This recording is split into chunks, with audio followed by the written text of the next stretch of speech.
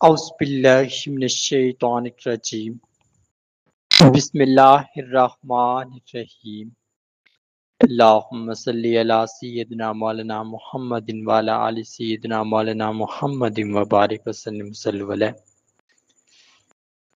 اللہ کریم کے مقدس اور بابرکت نام سے شروع جو بڑا مہربان نہایت رحم والا ہے۔ تمام تعریف و کمالک، تمام قوت و کمالک، تمام حکمت و کمالک، تمام دانائیوں کا مالک، تمام بادشاہت کا مالک، دعا ہے اس کریم ذات سے ہم سب کی حاضری اپنی بارگاہ میں قبول و منظور فرمائے۔ ہم سب کو بہت سارا اجر عظیم عطا فرمائے، ہم سب کے تمام صغیرہ کبیرہ گناہ معاف فرمائے، ہر قسم کی آفت اور بلیات سے امان عطا فرمائے۔ سرکار دو عالم صلی اللہ علیہ وآلہ وسلم کی سچی اور پکی محبت اور چاہت عطا فرمائے، آمین یا رب العالمین۔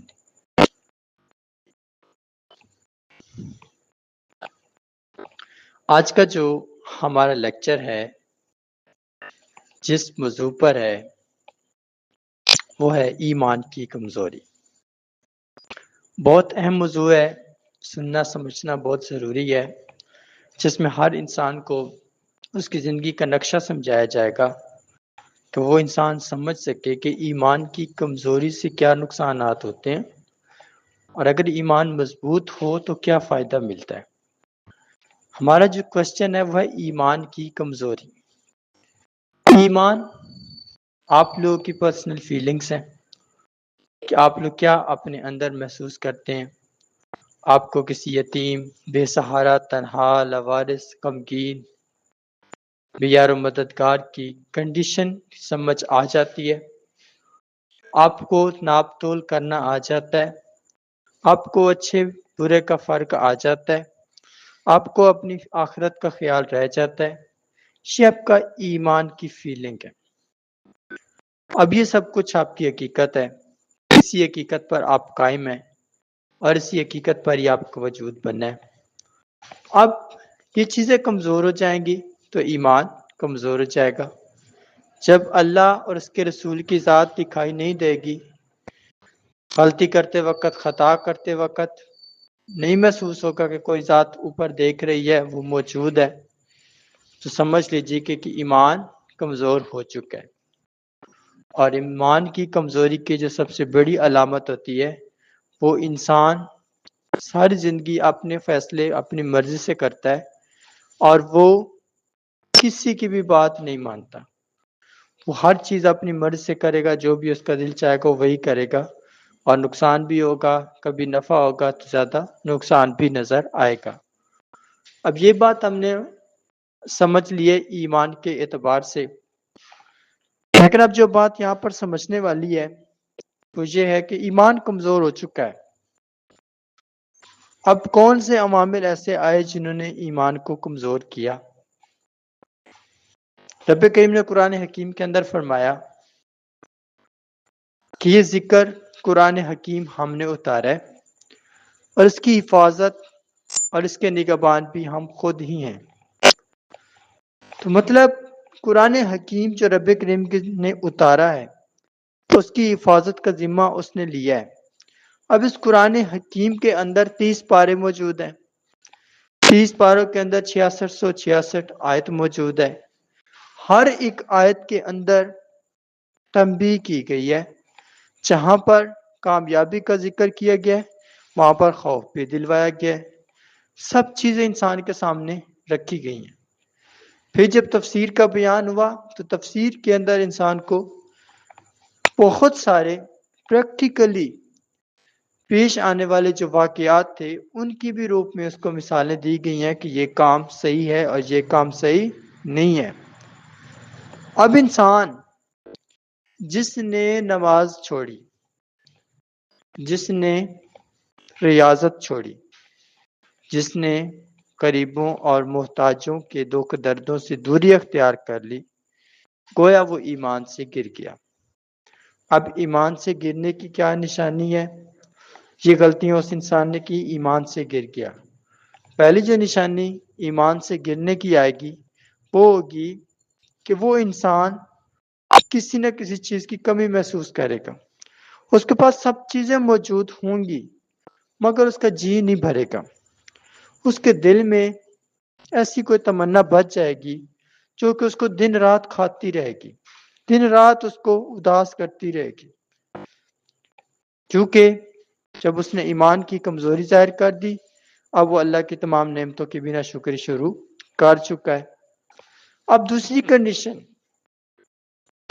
وہ انسان جس کی کوئی چیز گم ہوئی اس کو محسوس ہوگی، اسی انسان کے سامنے بہت سارے ایسے واقعات درپیش ہوں گے، کوئی کسی کو مار رہا ہوگا، کوئی کسی کو تکلیف پہنچا رہا ہوگا، کوئی کسی کو دکھ دے رہا ہوگا، اور اس انسان سے انصاف کی بات کی جا رہی ہوگی، تو وہ انسان جس طرف شیطان ہوگا، جس طرف شر پسند والے معاملات ہوں گے، وہ ان کی سپورٹ کرے گا، ان کی معاملت کرے گا، ان کا ہاتھ پکڑے گا، اور باقی جن کے ساتھ زیادتی ظلم و ستم ہوا پڑا ہوگا ان سے وہ دوری اختیار کر لے گا، ان کو اپنی نظر سے پیچھے کر دے گا۔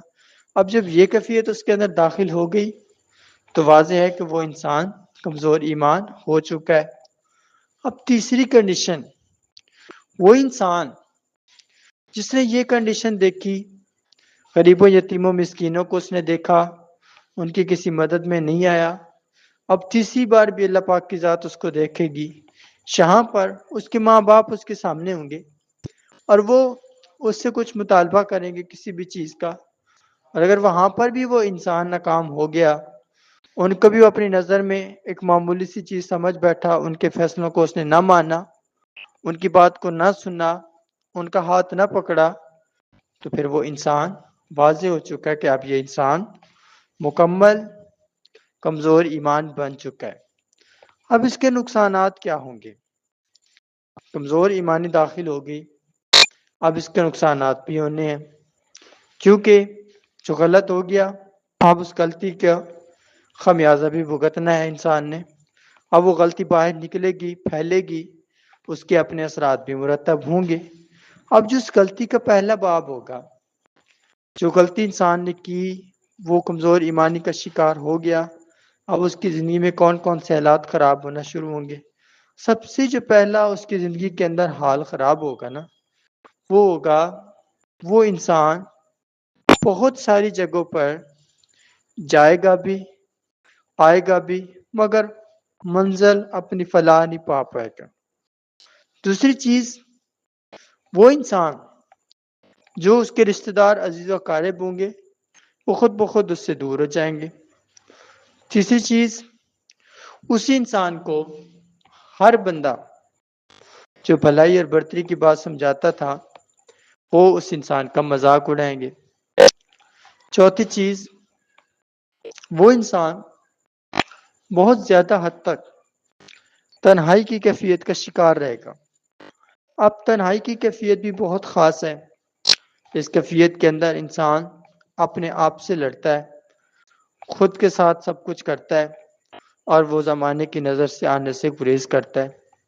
اب اگلی چیز، وہ انسان زکوٰۃ اور عشر جو اللہ کے مقرر کردہ حدیں ہیں، خیراتیں ہیں، وہ ان کو بھی نہیں ادا کرے گا، اور جو سب سے بڑا جرم وہ کرے گا وہ یتیموں اور مسکینوں کا حق کھائے گا، ان کا حق بہت کھائے گا۔ یہ اس کی زندگی میں ایمان کی کمزوری آ چکی، یہ اس کے سائن ظاہر ہوئے جو کہ اس انسان کے اب زوال اور خرابی کو کبھی بھی نہیں روک سکتے۔ اب یہ چیز ہم نے یہاں تک سمجھی ہے کہ کمزور ایمانی کے یہ سائیڈ افیکٹس ہیں۔ اب سوال ہے کہ انسان کمزور ایمان بنتا کیسے ہے؟ اس کو کون سی چیزیں کمزور ایمان بناتی ہیں؟ تو وہ تین چیزیں ہیں۔ پہلی چیز، اس انسان کا اللہ کا خوف دل سے نکال دینا۔ دوسری چیز، اس انسان کا اپنے حقوق و فرائض کی پاسداری بھول جانا۔ تیسری چیز، اس انسان کا شریفوں اور عاجز لوگوں کی محفل میں آنا ناگوار سمجھنا، غلط سمجھنا، اور ان سے دوری اختیار کرنا، اور ان کے جذبات کو مجروح کرنا، کہ ان کو بولنا کہ میں ساتھ ہوں لیکن ساتھ موجودگی کا احساس ظاہر کرنے کی کوشش کر لینا مگر ساتھ نہ آ پانا، تو یہ کمزور ایمانی کے پیدا ہونے کی وجہ آ گئی۔ اب کمزور ایمانی تو آ چکی ہے، اب اس نے ہماری روزمرہ زندگی میں کیا تبدیلی لے کر آنی ہے؟ سب سے پہلے اس انسان کے رزق میں قلت شروع ہوگی، پھر اس کی عزت میں قلت شروع ہوگی، عزت میں بے برکتی ہوگی، بے سکونی ہوگی۔ اسی انسان کے جو بچے ہوں گے، ان کے جو نصیب ہوں گے، وہ بہت زیادہ کمزور بنتے جائیں گے۔ اسی گھر کے اندر رہنے والے جتنے بھی افراد ہوں گے، سب کے سب لوگ جھوٹ، وعدہ خلافی اور دھوکے والا کام شروع کر دیں گے۔ اگلی چیز، اسی گھر کے اندر رہنے والے تمام افراد زیادہ سے زیادہ گمراہی اور بدی کو خریدنا شروع کر دیں گے۔ اب یہ پرابلم آ چکی ہیں، اب یہ پرابلم ایسی جانے والی نہیں ہے۔ انسان نے غفلت کی، انسان نے رب کریم کو بلایا، انسان نے اس کو خوف دل سے نکالا، انسان نے برا کیا، اب اس کا وبال وہ دینے آ گیا۔ اب یہ چیزیں ہم نے یہاں تک سمجھنی کہ یہ چیزیں مین ہیں جو کہ افیکٹو ہوتی ہیں۔ کئی لوگ ہوتے ہیں جو کہتے ہیں کہ ہمارے زندگی میں چین نہیں ہے، سارا دن روتے ہیں، سارا دن غمگین رہتے ہیں، جس کو اچھی بات سمجھائیں وہ برا مانتا ہے، وہ اور لڑتا ہے اور ناراض ہوتا ہے۔ تو یہ سب چیزیں اس کے اندر مکمل شامل ہو جاتی ہیں۔ اب یہ چیز ہم نے یہاں تک سمجھ لی ہے کہ یہ چیزیں ہیں، اب ہم نے ان کو یہ کیسے دیکھنا ہے کہ کون سی چیز ہماری زندگی کے اندر خرابی لے کر آ چکی ہے، اس خرابی کو ہم نے کیسے ختم کرنے کی کوشش کرنی ہے، کس طریقے سے اس کو نکالنا ہے کہ ہماری زندگی سے بے دخل ہو جائے، ہم کمزور ایمانی سے مضبوط ہو جائیں، ہمارے دل مضبوط ہو جائیں، ہمارے ایمان مضبوط ہوں، تاکہ اللہ پاک کی رحمت اور اس کا کرم ہمارے اوپر غالب ساری ہو جائے۔ اب اس کے اندر 4 پہلو آتے ہیں جو کہ سمجھنا بہت ضروری ہے۔ پہلی چیز، جتنا بھی ہو سکے آپ لوگ خدمت اسلام کا کام کریں گے۔ کوئی بھی دین اسلام کے ساتھ جڑا ہوا کام ہے، وہ کسی کی مدد ہے، وہ کسی انسان کو اچھی بات سمجھانا ہے، کسی کو اچھے راستے پر لگانا ہے، کسی کو اللہ اور اس کے رسول کا پیغام پہنچانا ہے، کسی انسان کو حلال اور حرام کا فرق بتانا ہے۔ کوئی بھی آپ کام سر انجام دیتے ہیں، وہ اللہ پاک کی رحمت اور اس کے کرم سے آپ کے حق میں آسانی اور بھلائی کا باعث بن جاتا ہے۔ اگر دوسری چیز دیکھی جائے تو وہ آپ کا اچھا اخلاق، جتنا آپ کا اخلاق اچھا ہوگا، لوگ اتنا آپ کے لیے دعا کریں گے، اتنا آپ کے لیے اچھا سوچیں گے، اور اللہ پاک کی رحمت اور اس کا کرم آ جائے گا۔ اب تیسری چیز، اس انسان کو اس معاشرے میں رہنے والے افراد کے لیے ایک بہتر بننا، بہتر مثال قائم کرنا۔ اب جتنا وہ لوگوں کے لیے بھلائی اور بڑھتی کا کام کرتا ہے گا، اللہ پاک کی رحمت اور اس کا کرم مزید وسیع ہوتا جائے گا، اس کی زندگی جو ہوگی وہ بہت زیادہ بہتری اور بھلائی کے معاملات کی طرف چل پڑے گی۔ اب اگر چوتھی چیز کو دیکھا جائے، اس کے اندر آتا ہے اس انسان کا اپنے ماں باپ کی خدمت کرنا، اپنے عزیز و اقارب کے حقوق و فرائض کی ادائیگی کرنا۔ اب یہ کام اگر وہ انسان کر لیتا ہے تو ضرور اللہ پاک کی رحمت اور اس کا کرم اس کے اوپر داخل ہو جاتا ہے۔ اب یہ کرم اور رحمت داخل ہوگی اس انسان پر جو کہ اس کی زندگی کو ایک شفافیت اور بھلائی کے راستے پر قائم کر دیتی ہے۔ اب یہ چیزیں ہم نے یہاں تک سمجھی ہیں، لیکن کمزور ایمانی کی وجہ سے تین مسائل ایسے بھی ہوتے ہیں جو کہ انسان کی سمجھ میں نہیں آتے۔ پہلا مسئلہ کہ اس کا کام ہوتا ہوتا رکتا ہے۔ دوسرا مسئلہ، اس انسان کی امید لگی لگی ٹوٹتی ہے۔ تیسرا مسئلہ، وہ انسان کسی کو سمجھ نہیں پاتا۔ چوتھا مسئلہ، وہ انسان ہر وقت دنیاوی لالچ، دنیاوی حرص میں پڑا رہتا ہے۔ اب یہ 4 چیزیں اس کے اندر شامل ہوئی۔ اب جہاں تک ہم پہنچ چکے ہیں کہ یہ پرابلم ہے، یہ سب معاملات ہیں، سب کی زندگی کے اندر یہ سب کچھ چلے گا، سب کچھ ہوگا، اب ہم نے ان کو ختم کرنا ہے۔ ختم کرنے کے لیے تو ہمیں توبہ چاہیے، وہ بھی صدق کے دل سے معافی تلافی حاصل کرنا بہت ضروری عمل ہے۔ اور جتنا اللہ اور اس کے رسول کی محبت اور چاہت کو انسان پانے کی کوشش کر لے گا اس غلطی کے باوجود بھی، تو اللہ پاک کی رحمت اور اس کا کرم اس پر غالب آ جائے گا۔ اور اگر وہ بھول جاتا ہے، پھر بھی وہ اپنی گمراہی اور خرابی کو اپنے تک کنٹرول کر رہا ہے اور وہ کسی سے شیئر نہیں کر رہا، تو یہ چیز بھی اس کے لیے خطرناک کی باعث بن سکتی ہے، کیونکہ اگر وہ کچھ غلط کر رہا تھا تو وہ ضرور کسی اپنے عزیز و اقارب سے بات پوچھتا، معلوم کرتا کہ یہ چیز میرے لیے ٹھیک ہے یا نہیں۔ اور جتنا زیادہ وہ افراد توبہ کی طرف کھینچیں گے، اتنا اللہ پاک کی رحمت اور اس کا کرم غالب آئے گا اور اس کی شفقت اتنی بڑھتر آئے گی، ہر انسان کی دل کی تمام آرزویں مکمل ہوں گی۔ اب یہ چیزیں ہم نے یہاں تک سمجھ لیں۔ اب ایماندار ہونے کے فائدے۔ ایک انسان ایماندار ہے، بہت ایمانداری کرتا ہے۔ ایماندار انسان کی زندگی میں 3 تبدیلیاں آتی ہیں جو بہت خاص ہوتی ہیں، جس میں کچھ بھی شامل نہیں ہوتا، صرف اللہ اور اس کے رسول کی رضا شامل ہوتی ہے۔ پہلی چیز، جتنا بھی زیادہ ہو سکے سورت کوثر جب ایک انسان پڑھتا ہے، اس کے قرضے بھی دور ہوتے ہیں، اس کی نوست نفاست گردش بھی دور ہوتی ہے، اور اللہ پاک کی رحمت اور اس کا کرم بھی ان پر غالب آ جاتا ہے۔ اب یہ چیز ہم نے یہاں تک سمجھی ہے۔ رب کریم کو خوف رکھنے والے جتنے بھی افراد ہوں گے وہ آزاد ہوں گے، وہ خود مختار ہوں گے، اور جو اس کے خوف نہیں رکھیں گے وہ مختلف بیماریوں، مختلف مشکلات اور تکالیف کا شکار رہیں گے۔ اب اللہ پاک کی رحمت اور اس کا کرم ہر فرد نے جانا سمجھا۔ رب کریم کی محبت اور چاہت ہمارے لیے بہت زیادہ قیمتی ہے۔ جتنا زیادہ توبہ کریں گے، اپنے جرائم، اپنی خطاؤں کو تسلیم کریں گے، اپنے آپ کو برائی اور خرابی کے راستوں سے روکیں گے، اللہ پاک کی رحمت اور اس کا کرم زندگی میں آئے گا۔ بہت ساری دعائیں بھی قبول ہوں گی، بہت سارے مقاصد میں آسانی بھی ملے گی، اور جتنا زیادہ رب کریم کی چاہت اور اس کا کرم ہر انسان کو پانے کی ضرورت ہے، رب کریم کی محبت اور چاہت جتنا بھی زیادہ انسان کرے گا اتنا اللہ پاک کی رحمت اور اس کا کرم بڑھتا جائے گا۔ اب یہ چیزیں ہم نے یہاں تک سیکھی ہیں، بہتر سے بہتر نالج ہم نے یہاں سے حاصل کر لی ہے۔ رب کریم کی رحمت اور اس کا کرم ہمارے اوپر غالب ہو، ہر قسم کی آفت اور سختی کا خاتمہ ہو۔ رب کریم کی محبت اور چاہت جتنے بھی افراد اپنے دل میں رکھتے ہیں ان پر اللہ پاک کی خاص رحمت اور اس کا کرم ہے، اور جتنا وہ صدق کے دل سے نماز میں کلام پڑھتے ہیں، دعا کرتے ہیں، اللہ پاک کی ذات قبول و منظور فرمائے۔ ہر ایک کے لیے بہت ساری خاص دعائیں ہوتی ہیں۔ رب کریم اپنی خاص شفقت اور اپنے کرم کو معاملہ قائم کر دے اور ہماری ہر اداسی یا غمگینی کو دور کر دے۔ جتنا بھی زیادہ ہو گیا، رب کریم کی محبت میں رہنے والے لوگ ہر وقت آزاد ہوتے ہیں، ان کو کوئی دکھ، ان کو کوئی تکلیف پہنچانے والا نہیں ہوتا، اور جتنا زیادہ ان کی ذمہ داری ہوتی ہے وہ رب کریم اپنی خاص رحمت اور اپنے کرم سے واضح طور پر جانتے ہیں۔ جتنا بھی ایک انسان خرابی یا بدی کے راستے پر چل پڑے تو وہ توبہ کر لے تو ضرور اللہ پاک کی ذات اس سے معاف کر دیتی ہے۔